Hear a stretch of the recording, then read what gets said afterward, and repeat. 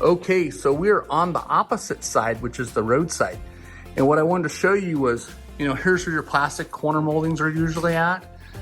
Look at all the dirt and water that was coming back past it. But this is the gutter molding. And as you can see, look at all the green mold that was getting past the screw cover.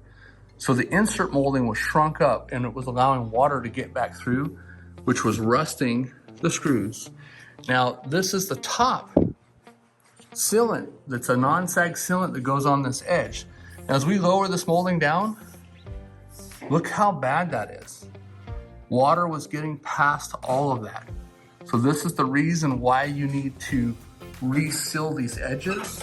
And as you can see all the way down, there's just a little bead of sealant that gets applied to that to keep the water from coming from the sidewall of the roof past the back side of the molding. So when we're talking about doing a side seam on it, that's what we're referring to. So another thing that's a big concern of ours is, we love Grand Design. If you haven't joined our Grand Design group, what's going on, right?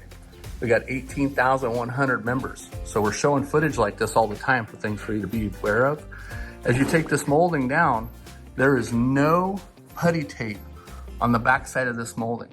So we want to see Grand Design, just like every manufacturer out there, puts putty tape behind a molding before they put it on.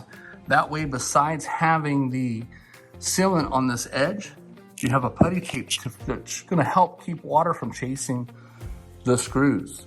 We don't want water to get back behind and damage the sidewall. And again, the insert moldings were shrunk up, which allowed all the green that you're seeing behind the insert molding. So those are supposed to get changed every 2 to 3 years. And as well as you can see the stainage and the rust marks from the screws where the screws are getting damaged. And this roof is in good shape.